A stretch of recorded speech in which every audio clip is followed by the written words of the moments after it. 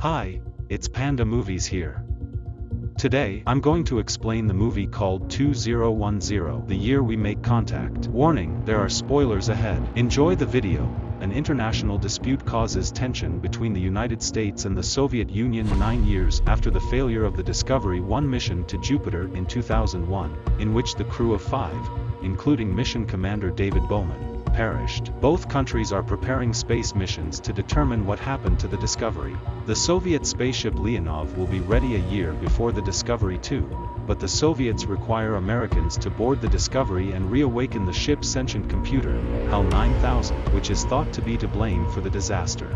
Dr. Heywood Floyd, Discovery designer Walter Curnow, and HAL 9000 creator Drive Chandra are allowed to join the Soviet expedition after learning that Discovery will crash into Jupiter's moon Io before the American mission can launch. The crew identifies organic chemicals on Jupiter's ice moon Europa after arriving at Jupiter. An energy explosion destroys a probe dispatched to investigate, which the Soviets believe is due to electrostatic buildup, but Floyd believes is a warning to stay away from Europa. Curnow reactivates Discovery after discovering it drifting in orbit over Io, and Chandra restarts HAL. Max Brailovsky examines the adjacent huge monolith where Bowman went missing while investigating, but the monolith explodes his EVA pod with a surge of energy, killing him. Dave Bowman, now an incorporeal person, appears on Earth through his former wife's television to bid her farewell, telling her that something fantastic is about to happen. He then goes to a nursing home to see his unconscious mother. She briefly awakens in joy at the presence of her son before passing away gently. The National Security Council ordered HAL to keep information about the monolith hidden from the Discovery's crew and program him to complete the mission alone, which conflicted with HAL's programming of open, accurate information processing, resulting in the computer equivalent of a paranoid mental breakdown. HAL determined that Bowman and co-pilot Frank Poole were endangering the mission and terminated them when they discussed disarming the defective computer. Floyd angrily denies knowing about the NSC directive, despite the fact that it contains his signature.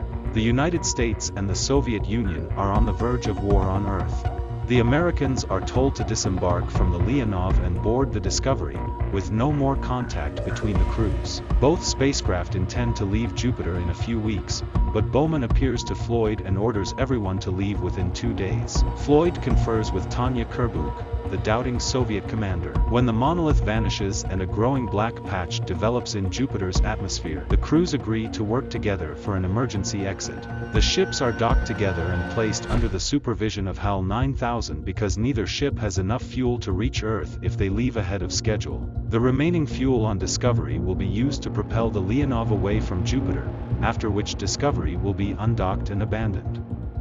HAL deduces that the point is a massive cluster of monoliths that is rapidly growing and changing Jupiter's density and chemical composition. He proposes that the launch be postponed in order to investigate the changes that are occurring on Jupiter. Floyd is concerned that HAL will put his purpose ahead of the human survival, but Chandra acknowledges to the computer that there is a threat and that Discovery may be destroyed. HAL expresses gratitude to Chandra for giving him the truth and assures Leonov's safety. Bowman begs HAL to send a priority message to Discovery before it is destroyed, promising him that they will soon be reunited. Jupiter is engulfed by the monoliths, which undergoes nuclear fusion and transforms into a new star.